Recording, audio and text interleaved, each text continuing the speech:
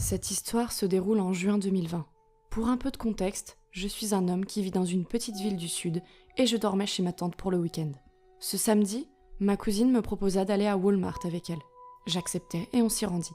On devait faire quelques courses et après presque 15 minutes de shopping, ma cousine me dit « Je crois que quelqu'un nous suit ».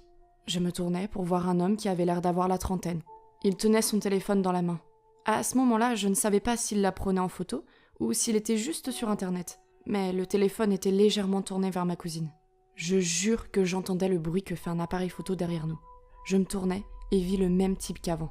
Je lui demandais pourquoi il prenait des photos de ma cousine, mais il m'ignora. Je demandai alors à ma cousine si elle en avait encore pour longtemps. Il reste que 2-3 trucs sur la liste, répondit-elle. On récupéra les dernières choses avant de se diriger vers les caisses automatiques. Alors que ma cousine glissait sa carte dans la machine, je tournai par hasard la tête à droite et vis l'homme qui photographiait ma cousine, juste là. On paya alors les courses avant de partir rapidement. Et environ 5 minutes plus tard, je remarquai qu'un minivan gris nous suivait. Je décidai de regarder un peu plus attentivement et vis l'homme du Walmart au volant. Je mis ma cousine au courant et elle se mit à rouler à toute allure, en tournant au hasard jusqu'à enfin réussir à le semer. Je dis à ma cousine de rentrer à la maison et par chance, il ne nous retrouva pas. Il me fallut au moins 5 mois pour convaincre ma cousine de retourner à ce Walmart. Et lorsqu'enfin on y retourna, on ne le vit pas.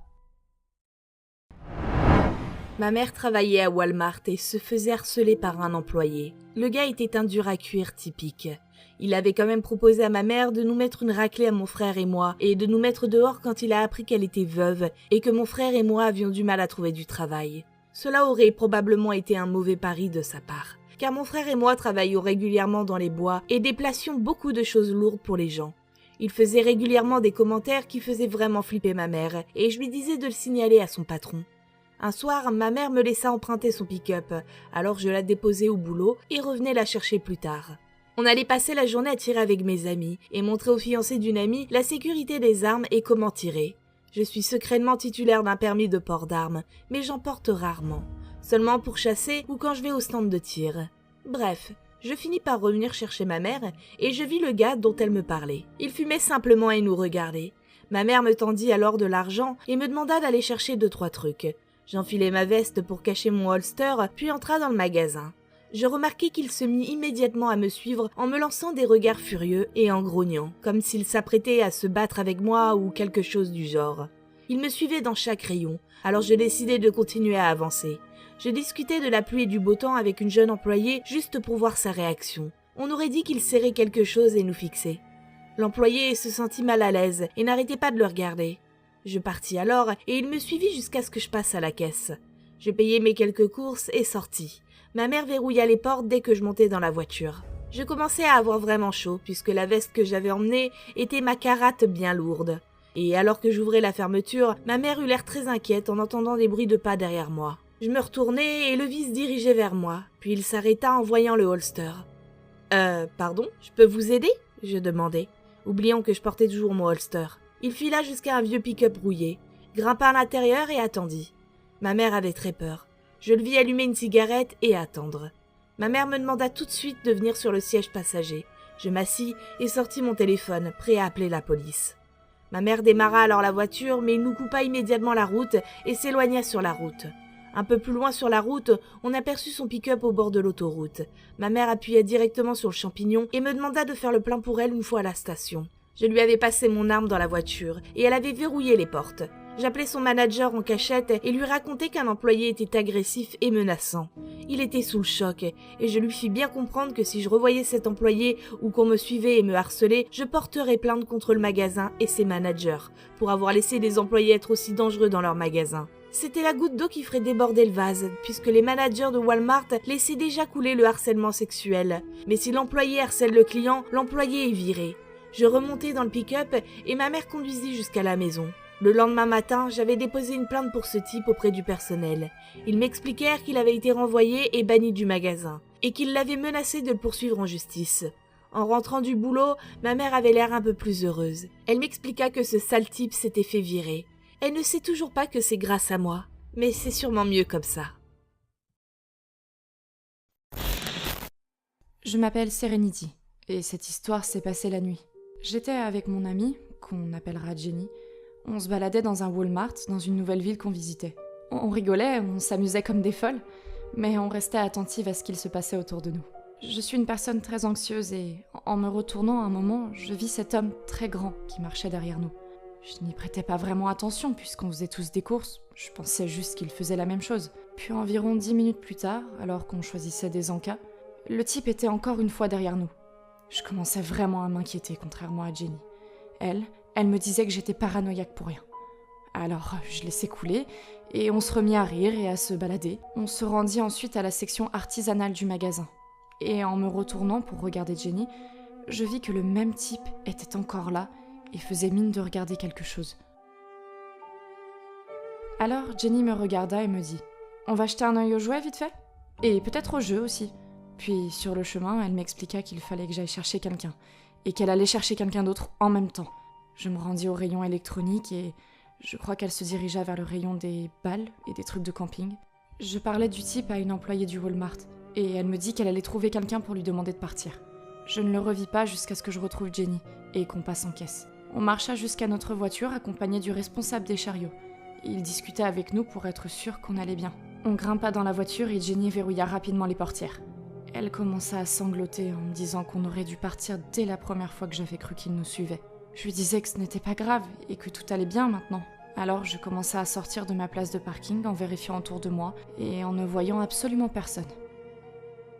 On ne réalisa pas tout de suite, mais la voiture garée en face de la nôtre était la sienne, et il était assis dedans en train de nous fixer. Je commençais un peu à paniquer, alors je sortis de ma place et m'empressai de partir. Je grillai 2 feux rouges pour essayer de le semer, mais il les grilla aussi. J'essayais de tourner un peu partout au hasard, mais je n'arrivais pas à le semer. Je demandai alors à Jenny de chercher sur Google Maps la gendarmerie la plus proche, puisqu'on était dans une nouvelle ville, et elle m'y dirigea. Une fois arrivé, on se gara sur le parking, et le type continua tout droit.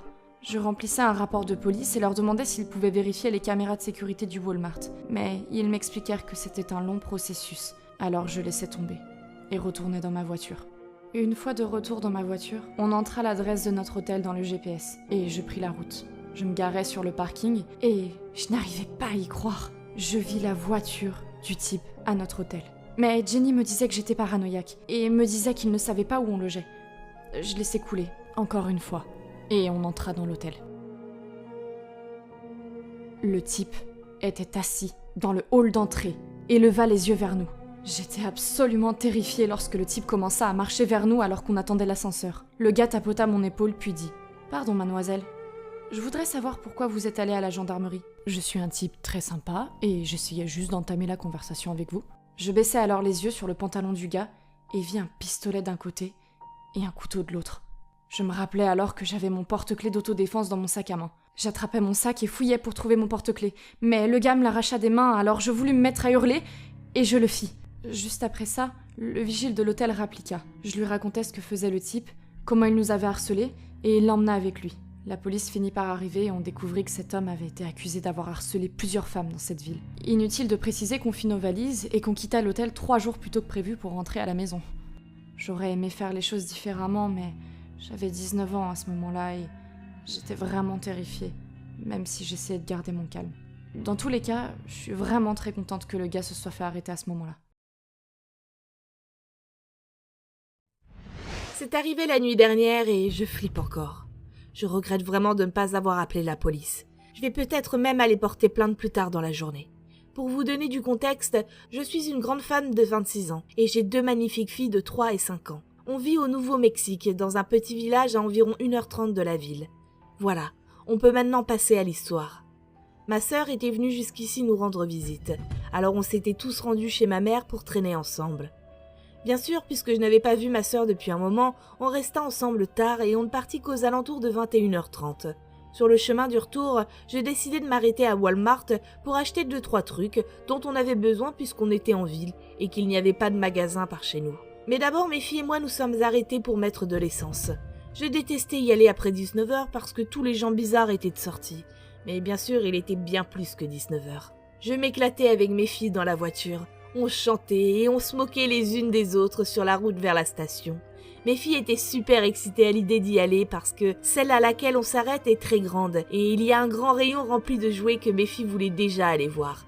Bref, en me garant, je sors et m'apprête à mettre mon masque quand je remarque du coin de l'œil 2 gars qui me fixent assis dans une Honda bleue argentée. L'un d'entre eux me pointait du doigt à travers le pare-brise qui n'était pas teinté. Je pouvais donc facilement voir l'intérieur de la voiture.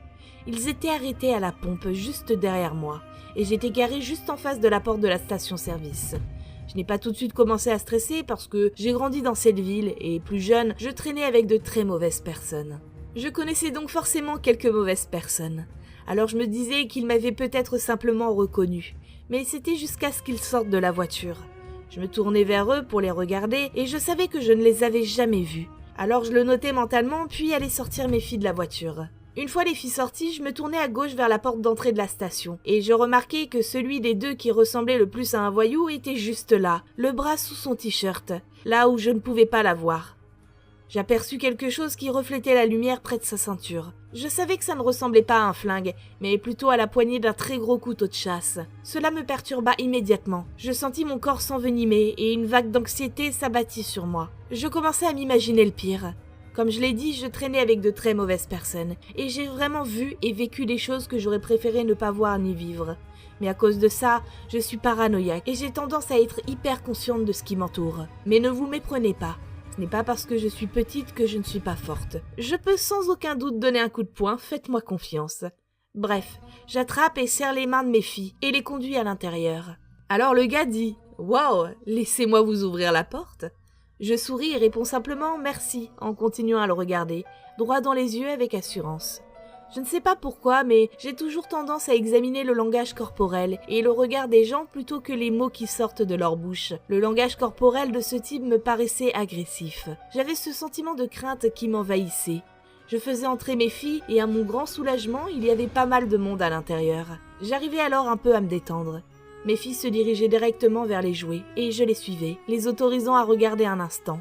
On attrapait de quoi grignoter, je payais pour l'essence, puis on sortait pour que j'avance ma voiture jusqu'à la pompe.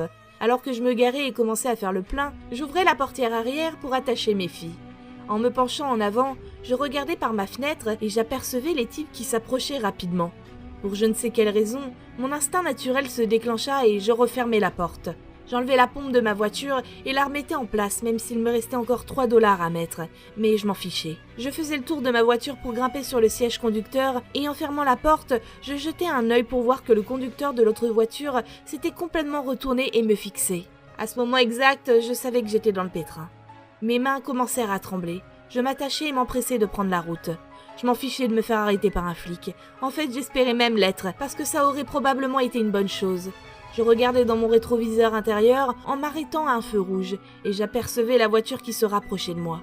Le feu était rouge, mais il n'y avait aucune voiture de chaque côté, alors je décidai simplement de griller le feu, et qui l'eût cru, la voiture fit la même chose. Je suis maintenant carrément en train de flipper intérieurement. Mon aîné commence à le remarquer et me demande ce qui se passe, si tout va bien. Je lui dis que tout va bien, que je suis juste un peu fatiguée, que j'ai envie de rentrer et qu'on ira sûrement au magasin demain. Elle répond alors « D'accord ». Je ne pense qu'à quitter la ville et rejoindre la route qui ne fait que continuer tout droit pendant pratiquement 30 minutes. Si j'arrive à rejoindre cette route, je pourrais semer ces types, parce qu'heureusement pour moi, j'ai une Impala de 2014 qui appartenait à la police. Donc elle n'a pas de régulateur, mais un mode de performance que je peux activer en actionnant le bouton de contrôle de l'adhérence. Je regarde en arrière et je vois cette voiture si près de la mienne que j'ai peur qu'elle la frappe. Je vois quelque chose bouger par leur fenêtre et je réalise que c'est ce type qui tend son couteau et qui essaye de me faire m'arrêter. Pas question, bordel. Quoi? Il pense vraiment que je suis aussi stupide?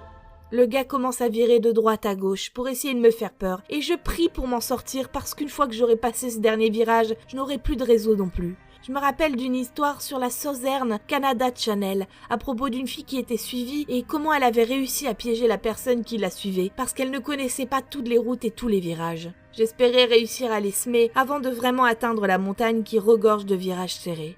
Sinon, j'avais un autre plan. On atteint enfin la partie droite de la route et la voiture essaye de monter jusqu'à mon niveau à côté de moi. Alors j'attends qu'elle se rapproche et j'appuie sur le champignon. Ma voiture gagne alors très rapidement de la vitesse, mais je ne les sème pas pour autant. Ils continuent de me suivre et il ne reste qu'environ 20 minutes avant qu'on quitte la ville et je sais que les virages sont serrés et qu'il faut ralentir parce qu'il est impossible de les prendre aussi rapidement. En plus, il y a généralement des élans et des cerfs sur la route à cette heure-ci. Je commence à pleurer à cause de la peur et du stress, parce que mes petites filles sont sur la banquette arrière. La plus jeune me demande sans cesse de ralentir. Elle me dit qu'elle a peur. Et la plus grande n'arrête pas de me demander ce qui ne va pas, ce qu'il se passe. Et j'essaye de les rassurer en leur disant qu'on essaye d'échapper à la méchante voiture qui est derrière nous. Bien sûr, on commence à prendre les virages. Et sur quoi je tombe? Un putain d'élan au milieu de la route. Je sais que c'était une mauvaise décision, mais je n'avais plus d'autre choix. L'élan était sur l'autre voie. Il avait déjà passé la mienne, alors j'ai décidé de ne pas ralentir et de prier pour qu'il ne vienne pas vers moi.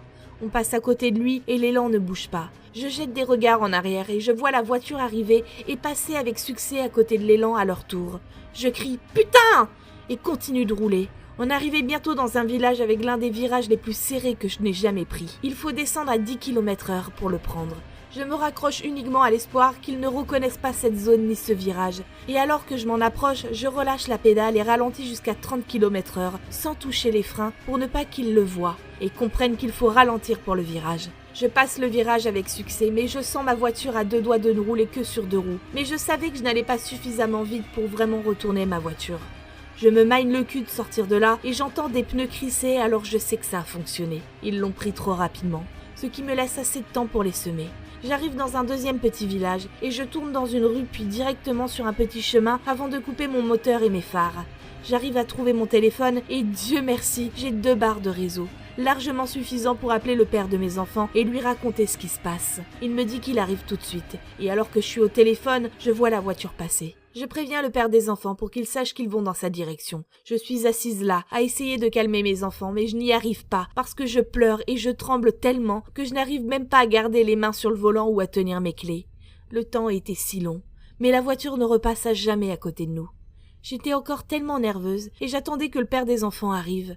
Il arriva enfin et me demanda de me calmer et de le suivre de près jusqu'à la maison, qui était à encore 7 km d'ici. Je le suivis et on ne revit pas la voiture. On rentra sain et sauf à la maison.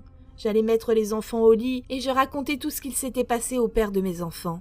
Il décida de rester dormir ici pour qu'on se sente en sécurité. Je n'ai pas encore réussi à dormir parce que je suis encore tellement perturbée à cause de tout ça. Je n'arrête pas de penser à ce qu'il se serait passé s'il nous avait attrapés ou trouvés où j'habitais. Qu'est-ce qu'il nous aurait fait, à mes filles et à moi? Et comment j'aurais pu m'échapper avec mes enfants? Je pense vraiment ne plus quitter la maison pendant un moment. Je suis heureuse qu'on soit vivante et en sécurité. Mais voilà un message aux 2 voyous cinglés qui nous ont suivis. J'aurais tellement aimé que vous ayez tapé cet élan et eu un accident. Allez vous faire foutre. Je ne veux plus jamais vous revoir. Je suis encore tellement secouée et mon cerveau est embrumé à cause du manque de sommeil et de l'adrénaline. Faites attention à vous dehors. Les gens sont fous et vous ne pouvez pas savoir qui vous prendra pour cible ni pourquoi. Soyez attentifs à ce qui vous entoure et fiez-vous toujours à votre instinct. Si comme moi vous avez des enfants, faites tout ce qu'il faudra pour les protéger. Prenez-les dans vos bras aussi souvent que possible et rappelez-leur toujours à quel point vous les aimez. S'il vous plaît, faites attention à vous. Il y a quelques années, je cherchais du boulot parce qu'il était enfin temps que je trouve du travail. Un jour, alors que j'envoyais des CV en ligne, je reçus un appel de mon ami Josh. Je lui expliquai que je cherchais du travail et c'est alors qu'il me demanda « Pourquoi tu ne viens pas bosser avec moi ?» Josh travaillait dans l'un de ces motels pas chers et j'étais presque sûre qu'il était payé au SMIC, mais un boulot était un boulot. Je lui demandais ce qu'il fallait que je fasse pour être embauchée et il me dit de simplement venir au motel et de déposer ma candidature. Il m'expliqua qu'il cherchait justement quelqu'un et que si je le notais comme référence, j'aurais sûrement le job assez facilement. Alors je suivis son conseil et le jour suivant, je me rendis au motel. C'était la première fois que j'y allais, et c'était vraiment aussi miteux que mon ami me l'avait décrit. Mais avec 50 $ par jour ou 250 $ par semaine, on ne pouvait pas vraiment s'attendre à du luxe. Je rentrais dans l'accueil du motel, si on peut vraiment appeler ça ainsi. C'était essentiellement l'une de ces pièces de motel, avec le genre de porte qui est coupée en 2 pour qu'on puisse n'ouvrir que le haut si on le voulait, et au lieu d'un numéro de chambre, il y avait écrit « Accueil » dessus dans des lettres en plastique collées en stickers. À l'intérieur du bureau se trouvait un homme d'âge mûr assis à un bureau qui était en fait une petite table pliante recouverte de paperasse. Après m'avoir demandé ce qu'il pouvait faire pour moi, je lui expliquai que j'étais l'ami de Josh et que j'étais venu poser ma candidature.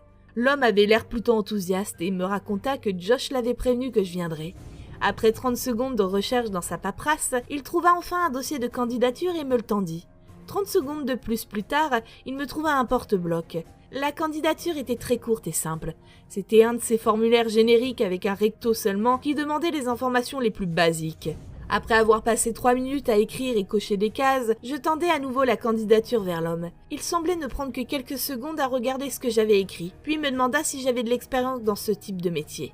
Je lui répondis que non. Il me demanda alors mes disponibilités et m'expliqua comment et combien je serais payé. Et c'était tout. 3 minutes pour remplir ma candidature et environ 1 ou 2 minutes d'entretien, et il me demanda quand est-ce que je pouvais commencer. Je lui répondis que je pouvais commencer dès qu'il le voulait, ce qui le rendit visiblement très heureux. Et il m'expliqua que sa femme et lui partaient bientôt en voyage et qu'il devait me former avant son départ. On se mit d'accord pour commencer la formation le lendemain matin. Je le remerciai, on se serra la main et je partis. J'appelai Josh sur le chemin du retour pour lui annoncer la bonne nouvelle et lui dire que je commençais le lendemain matin. Vint donc le jour suivant. J'étais un peu nerveux, mais avoir rencontré mon patron la veille me détendait un peu. Il avait à la fois l'air mal à l'aise et décontracté, mais il me mit plutôt à l'aise de manière générale. Je découvris pendant mon premier jour que ma formation allait être un peu accélérée parce que le propriétaire partait dans seulement 3 jours pour son voyage. De manière générale, ce n'était pas une affaire très compliquée à gérer, mais il y avait tout de même beaucoup à apprendre en très peu de temps. Vérifier les clients, les allées et venues, remplir tout un tas de formulaires, traiter plusieurs types de paiements, nettoyer les chambres d'une manière spécifique, résoudre certains problèmes, etc. Après les 3 jours de formation, je devais faire un service avec mon ami Josh, et après ça, j'allais être complètement seule. Le service avec Josh m'aida beaucoup au niveau de mon assurance, puisque tout se passa comme sur des roulettes, et je n'avais que très peu demandé son aide. Le service suivant, je travaillais seule. Je devais travailler de nuit puisque le motel était ouvert 7 jours sur 7 et 24 heures sur 24. Josh m'assura que c'était le service le plus facile et que la plupart des services de nuit consistaient à tuer le temps. Il pouvait occasionnellement y avoir une personne qui cherchait une chambre au milieu de la nuit ou un client occasionnel qui avait besoin de quelque chose, mais ça restait quand même plutôt calme. Bien que Josh m'ait dit qu'il serait au lit pendant la plupart de mon service, il m'expliqua qu'il garderait son téléphone près de lui et que je pouvais l'appeler si j'avais un problème. Cela me donna suffisamment d'assurance pour que je me rende au boulot ce soir-là sans trop d'inquiétude. Les quelques premières heures passèrent sans que quoi que ce soit d'important ne se passe. J'avais reçu un appel d'une femme qui me demandait si on avait des chambres de libre. Je lui répondis que oui et elle m'expliqua qu'elle rappellerait dans pas longtemps. À part ça, je continuais à tuer le temps sur mon téléphone. Vers 2 heures du matin, j'aperçus une voiture se garer sur le parking. Un homme en sortit et commença à regarder autour de lui. Une fois qu'il vit où se trouvait l'accueil, il s'en approcha. Il avait l'air un peu débraillé, mais rien ne paraissait étrange. Il entra dans le bureau et commença à regarder un peu partout, comme s'il ne savait pas vraiment où il se trouvait. « Bonjour monsieur, je peux vous aider ?» lui demandai-je. Ses yeux croisaient enfin les miens, et il me fixa de façon un peu embarrassante pendant quelques secondes, avant de dire « Une chambre ». Je lui demandai s'il avait seulement besoin d'une chambre simple pour la nuit et il répondit seulement en hochant la tête. Je lui tendai un formulaire à remplir et lui demandai sa carte d'identité et sa carte bancaire, ce qu'il me donna. Alors que j'entrais ces informations dans le système, je remarquai des mouvements inhabituels dans mon champ de vision. Je relevai les yeux vers l'homme qui semblait essayer d'écraser et de chasser une sorte de mouche invisible. Je fis de mon mieux pour ignorer son comportement étrange et prétendais n'avoir rien vu. Je finis d'enregistrer l'homme, le remerciai et lui tendis sa clé. Il me regarda pendant un moment, puis s'en alla. Je trouvais ça très étrange, mais je laissai couler et me remettais à jouer sur mon téléphone. Quelques minutes plus tard, le silence qui m'entourait fut soudainement interrompu. J'entendis des cris distants, et même si je ne comprenais pas ce que la personne disait, je comprenais qu'elle se rapprochait de plus en plus de moi. En un rien de temps, l'homme étrange réapparut dans le bureau. Il avait l'air très agité et me hurlait dessus en me disant qu'il n'arrivait pas à entrer dans sa chambre. Il commença à crier des choses comme « Je peux pas entrer dans ma chambre! Pourquoi vous voulez pas que je rentre dans ma chambre ?» Le niveau d'hostilité de l'homme m'intimidait légèrement, mais je m'excusai gentiment et de manière professionnelle auprès de lui. Je l'assurai qu'il y avait dû avoir une erreur et que j'allais lui donner une autre clé pour entrer dans sa chambre. Il sembla se calmer un peu. Il arracha la clé de ma main et sortit du bureau en fureur. Encore une fois, hostile. J'étais quasiment sûre que je lui avais donné la bonne clé, mais je priais pour avoir fait une erreur maintenant résolue. Je restai tendue pendant les minutes qui suivirent, à attendre que l'inévitable arrive et bien sûr, il arriva. L'homme entra en trombe dans le bureau plus vite que je ne le pensais et me hurla à nouveau dessus parce qu'il n'arrivait pas à entrer dans sa chambre. En le voyant arriver, je m'enfermai rapidement dans l'arrière-boutique. Je savais qu'il m'avait vu mais j'étais terrifiée. Il commença à tambouriner la porte en exigeant que je le laisse entrer. Il se mit à faire les 100 pas dans tout le bureau et à divaguer comme un fou. Je ne comprenais pas grand-chose à ce qu'il disait mais je l'entendis bien dire « Tue-la, il faut bien que quelqu'un la tue !» Je n'avais aucune idée de quoi ou de qui il parlait, mais puisque j'étais un homme, je m'imaginais au moins qu'il ne parlait pas de moi. Il recommença éventuellement à tambouriner la porte. Je lui disais que j'étais au téléphone et que je sortais dans 1 minute. Je sais qu'à ce moment-là, j'aurais dû appeler la police, mais je ne voulais pas en arriver là pendant ma première nuit seule. Ça aurait aussi perturbé mon patron pendant son voyage. J'expliquais à l'homme à travers la porte que j'allais l'accompagner jusqu'à la chambre et essayer d'ouvrir la porte, et que si je n'y arrivais pas pour une raison ou une autre, je lui donnerais une autre chambre. Il sembla se calmer suffisamment pour que je décide d'ouvrir la porte. Je récupérai la clé et on se dirigea vers la chambre. Je marchais devant l'homme et me retournais pratiquement à chaque seconde tellement je n'avais pas confiance en ce type et j'anticipais presque une agression. Une fois arrivé à sa porte, je remarquai qu'il n'était plus derrière moi. Il était quelques portes plus loin, devant une autre chambre. Il pointa la porte du doigt et me demanda si j'allais essayer de l'ouvrir. C'est alors que je compris quel avait été le problème depuis le début. Ce type, dans l'état dans lequel il était, essayait d'entrer dans la mauvaise chambre depuis tout ce temps. Cela expliquait pourquoi les 2 clés que je lui avais données ne fonctionnaient pas. Je lui expliquai aussi poliment que possible qu'il était à la mauvaise chambre. Il avait l'air sincèrement confus, mais lorsque j'ouvris la porte de sa chambre et la pointa du doigt, il comprit enfin ce qu'il se passait. Je m'approchai de la porte et lui tendai la clé. Il entra puis ferma la porte. Je me dépêchai de retourner au bureau et n'eus aucune autre nouvelle de ce type. En revenant travailler la nuit suivante, l'homme était déjà parti et je ne le revis jamais. J'ai travaillé à ce motel pendant presque 1 an au total. J'ai eu beaucoup d'expériences étranges, mais celle-ci était définitivement la plus effrayante.